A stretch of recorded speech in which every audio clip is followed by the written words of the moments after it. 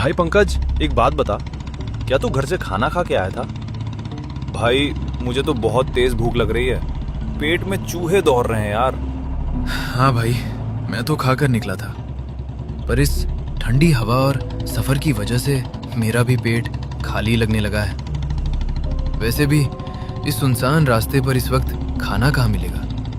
दूर दूर तक कोई लाइट भी नहीं दिख रही। अरे हाईवे का रास्ता है, कहीं ना कहीं कुछ तो मिल ही जाएगा। एक काम करते हैं, आगे कोई भी छोटा मोटा ढाबा या चाय की टपरी दिखेगी ना, तो वहीं गाड़ी रोक लेंगे, आराम से बैठेंगे, कड़क चाय पियेंगे और साथ में कुछ गर्मा गर्म स्नैक्स खाएंगे। थोड़ी थकान भी उतर जाएगी। हाँ भाई, ये ठीक रहेगा। वैसे भी इस सन्नाटे में लगातार बाइक पर बैठे बैठे मेरी पीठ अकड़ गई है।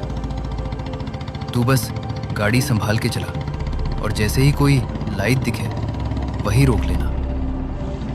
सुनसान सड़क पर कुछ दूर आगे जाते ही अंधेरे को चीरती हुई बुलेट की हेडलाइट एक छोटी सी जगह पर जाकर थमी। दुकान के अंदर एक बूढ़ा आदमी, जिसकी आंखें गहरी और चेहरा झुर्रियों से भरा था। अरे बाबा, शुक्र है आपकी दुकान खुली थी, वरना इस घाट पर तो जान निकल जाती। क्या है आपके पास खाने के लिए?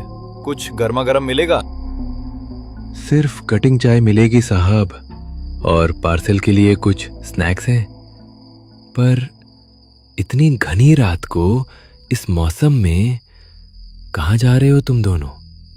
अरे बाबा, हम पुणे से आ रहे हैं, कोकण की तरफ जा रहे हैं। मॉनसून की पहली बारिश का मजा लेने निकले हैं। कोकण का नाम सुनते ही उस बूढ़े चाय वाले के हाथ जैसे वहीं जम गए। कोंकण? वो भी इस वक्त? बेटा, आगे कशेड़ी घाट का रास्ता है, संभल के जाना। तुम ठहरे शहर के बच्चे, हमारी इन बातों को अंधविश्वास समझोगे, मेरी बात तो मानोगे नहीं। पर तुम्हें बता दूं, आगे का रास्ता बहुत खतरनाक है, बहुत ज्यादा। पंकज, जो पहले से ही डरा हुआ था, चाय वाले की बातें सुनकर और सहम जाता है। उसका दिल तेजी से धड़कने लगता है। बाबा, खतरनाक मतलब? आपके कहने का क्या मतलब है? रास्ता खराब है या कुछ और बात है? आप हमें डरा क्यों रहे हो? डरना जरूरी है बेटा, मैंने कहा ना, आगे घाट का रास्ता है, बहुत एक्सीडेंट होते हैं वहां। और वो एक्सीडेंट क्यों होते हैं जानते हो? क्योंकि उस घाट पर कई बार लोगों को ऐसी चीजें दिखती हैं जो नहीं दिखनी चाहिए। चकवा। चकवा? वो क्या होता है बाबा? जब इस मौसम की पहली धुंध घाट को घेरती है तो वहां भूल भुलैया बन जाता है। लोग एक ही दिशा में एक ही मोड़ पर घंटों गोल गोल घूमते रह जाते हैं। पूरी रात गाड़ी चलाने के बाद भी रास्ता खत्म नहीं होता, पेट्रोल खत्म हो जाता है। पंकज का चेहरा डर के मारे सफेद पड़ चुका था, लेकिन आकाश ने अब भी माहौल को हल्का करने की कोशिश की। अरे छोड़ो बाबा, ये सब पुरानी कहानियां हैं। एक्सीडेंट तो नींद आने की वजह से होते हैं। पंकज, तू चाय पी और डर मत। मेरी बुलेट के सामने कोई चकवा वकवा नहीं टिकेगा। आकाश तो मान गया, लेकिन पंकज को समझ आ गया था कि चाय वाले की चेतावनी महज एक कहानी नहीं थी, बल्कि आगे आने वाली मौत का एक इशारा था। रात के लगभग 2:30 बज रहे थे। कशेड़ी घाट का वो सबसे डरावना पैच शुरू हो चुका था, जहां सड़क के दोनों तरफ सिर्फ घना काला जंगल था। कड़कड़ाती ठंड और उस अंतहीन सन्नाटे के बीच गाड़ी चलाते हुए आकाश की पलकें अब भारी होने लगी थीं। थकान और नींद के झोंके उसे अपनी आगोश में ले रहे थे। एक दो बार उसकी आंखें पूरी तरह लग गईं, जिसके कारण चलती बुलेट का संतुलन बुरी तरह बिगड़ा। पर ऐन वक्त पर उसने हैंडल संभाल लिया। पीछे बैठे पंकज की जान हलक में अटक गई। भाई तू ठीक तो है ना? क्या हुआ? गाड़ी ऐसे क्यों लहराई? अरे कुछ नहीं भाई, इतना ठंडा माहौल है, रात का समय और ये मरा हुआ सन्नाटा, साला आंखें अपने आप बंद हो रही हैं। रह रहकर झपकी आ रही है यार। भाई ऐसा मत कर यार, कसम से। इस सुनसान घाट पर अगर कुछ हुआ तो लाश उठाने वाला भी कोई नहीं मिलेगा। तू सो मत भाई।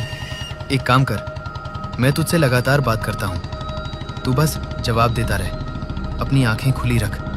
हाँ भाई, प्लीज कुछ भी बोल, कोई भी बकवास टॉपिक निकाल, वरना मैं फिर सो जाऊंगा। अच्छा सुन, याद है तेरी वो एक्स गर्लफ्रेंड रिया? साला आज याद आ रहा है वो कितनी अजीब अजीब और फालतू चीजों पर तुझसे बहस करती थी। भाई उसका नाम मत ले इस रात में, पर हाँ यार, वो सच में पागल थी। छोटी छोटी बातों पर जो रायता फैलाती थी ना वो। भाई रायता नहीं, वो तो टॉर्चर था। याद है वो दिन जब तू मेरे साथ गेम खेल रहा था और उसका मैसेज आया? तूने सिर्फ 2 मिनट लेट रिप्लाई किया और उसने पूरा आसमान सिर पर उठा लिया कि मैसेज का तुरंत रिप्लाई क्यों नहीं किया, तुम बदल गए हो, तुम्हारा कहीं और चक्कर चल रहा है। हाँ भाई, और वो रात की लड़ाइयाँ, साला दिन भर ऑफिस में घिसो और रात को अगर 12 बजे मुझे नींद आने लगे तो उसका रोना शुरू। भाई वही तो, उस वक्त हमें वो सब मजाक लगता था। रिप्लाई तुरंत नहीं आया तो ब्रेकअप की धमकी, रात को बात नहीं की तो शक, साला ब्लॉक अनब्लॉक का खेल चलता रहता था। जैसे ही आकाश ने अपनी बात खत्म की, चारों तरफ फैले उस सन्नाटे ने पंकज के दिमाग पर एक गहरा हथौड़ा मारा। उसने अपनी कलाई घड़ी की तरफ देखा, फिर बुलेट के ट्रिप मीटर को, और उसके जिस्म में एक ठंडी सिहरन दौड़ गई। आकाश, आकाश रुक, गाड़ी थोड़ी धीरे कर भाई। क्या हुआ भाई, फिर से नींद आने लगी क्या? नहीं आकाश, तू मेरी बात ध्यान से सुन। हम कितनी देर से इस घाट पर गाड़ी चला रहे हैं, कुछ अंदाजा है तुझे? यही कोई पता नहीं, जब से बातें कर रहे हैं। क्यों, क्या हुआ? भाई पुणे से कोंकण का ये कशेड़ी घाट, इतने देर में तो ये खत्म हो जाना चाहिए था। तू खुद सोच, इतना लंबा तो ये घाट का रास्ता कभी नहीं है। हाँ यार, बात तो तू सही कह रहा है। मैं इस रास्ते से हमेशा अपने गांव जाता हूँ। ये पूरा पैच मुश्किल से 15 या 20 मिनट का है। एक बार चढ़ाई शुरू हुई कि तुरंत नीचे रास्ता निकल जाता है। लेकिन भाई, हमें उस बूढ़े की टपरी पर चाय पीकर निकले हुए लगभग 2 घंटे होने वाले हैं, और ये रास्ता अभी तक खत्म होने का नाम ही नहीं ले रहा।